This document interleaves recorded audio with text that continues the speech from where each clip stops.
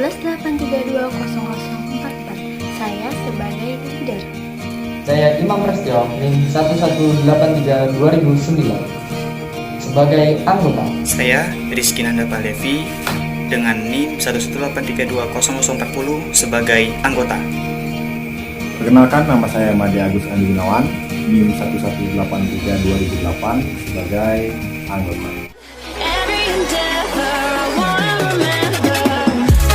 Bioskop. Bioskop merupakan wadah bagi masyarakat untuk menikmati pertunjukan film.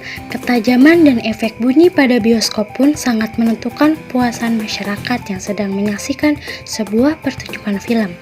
Penataan akustik ruang pun perlu diperlakukan serta diperhatikan agar efek bunyi yang dihasilkan bisa menunjang pertunjukan film yang sedang diputar. Banyak faktor yang perlu dipertimbangkan dalam perancangan akustik ruang bioskop yang harus dipenuhi sesuai dengan fungsinya agar kualitas pertunjukan yang optimal dapat tercapai. Maka dari itu, pada video kali ini akan dibahas mengenai faktor-faktor yang mempengaruhi terhadap perancangan akustik pada bioskop menggunakan software CATT akustik, yang dimana akan dijelaskan oleh Rizky Nanda Palevi, Imam Prasetyo, dan Made Agus Andi Gunawan. Geometri pada bioskop.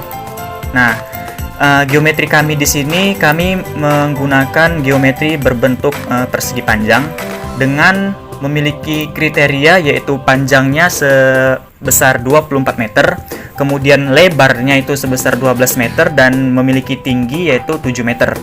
Nah, pada desain kami ini kami mengambil uji sampel yaitu memanfaatkan 6 buah sumber suara yang mana terdapat di sebelah kiri dan kanan penonton, dan ini kita bagi menjadi 3-3. Kemudian kita juga menggunakan sampel untuk penerima suara yang mana ini kami letakkan di bagian paling depan, tengah, dan belakang di tempat duduk penonton.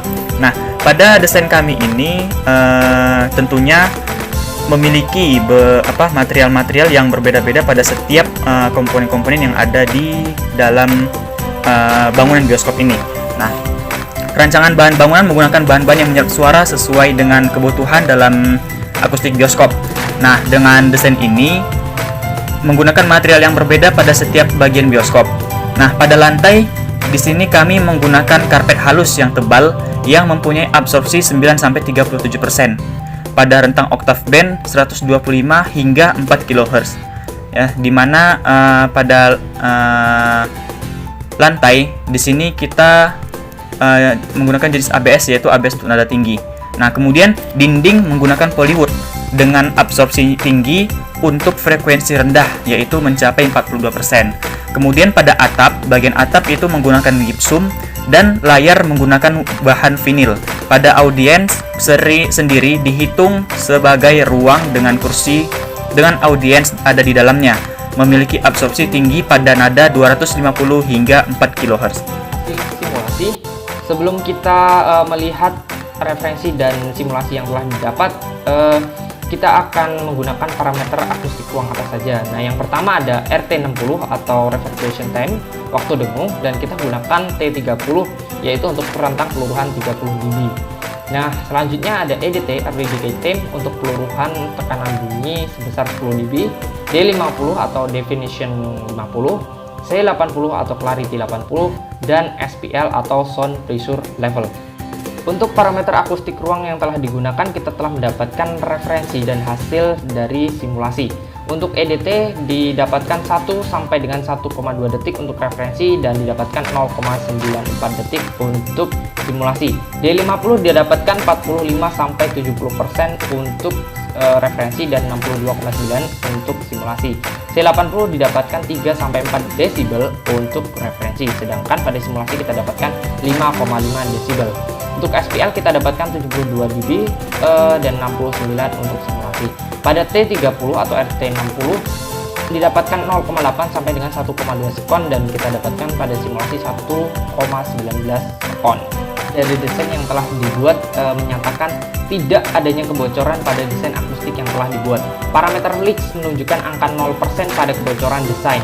Ini merupakan hasil yang sangat bagus untuk desain akustik ruang, di mana maksimal toleransi kebocoran yang dapat diterima adalah 10%. Masih terkait yang telah dilakukan juga mencakup yang namanya audience mapping area. Dengan ini kita dapat melihat sebaran bunyi pada desain ruang bioskop yang telah dibuat.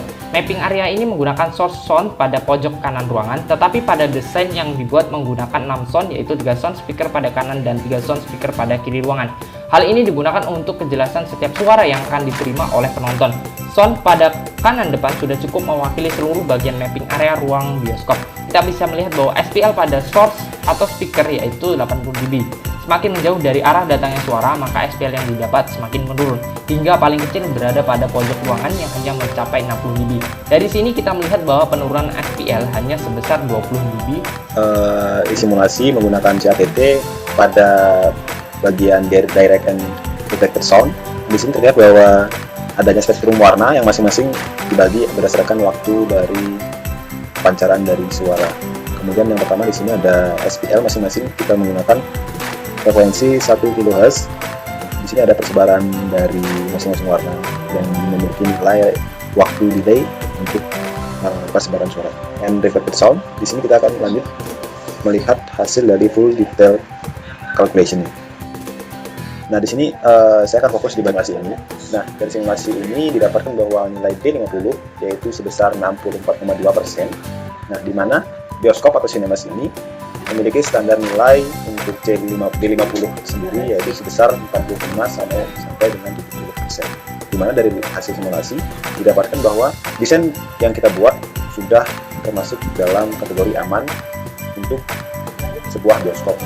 D50 sendiri adalah dimana rasio perbandingan antara bunyi datang terhadap total energi yang dipancarkan oleh sumber suara.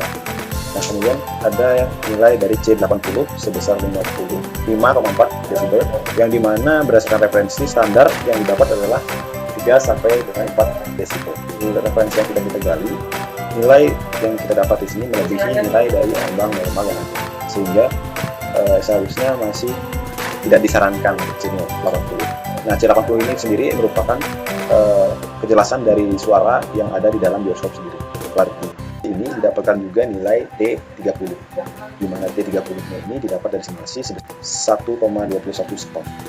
Referensi T30 sebesar 1,8 hingga 1,2 sekon, di mana di sini kita dapat 1,2. Ini simulasi kita masih dalam kategori aman atau cukup bisa diimplementasikan. Simulasi SPL sebesar 68,5 desibel. Nah, ini sudah terlihat tadi dari direct and reflected sound dari simulasi kita adalah di mana berdasarkan nilai-nilai yang sudah didapat bahwa nilai tersebut berdasarkan referensi acuan sudah termasuk dalam kategori aman dan bisa digunakan sebagai desain dari sebuah bioskop yang mungkin bisa digunakan secara implementasi.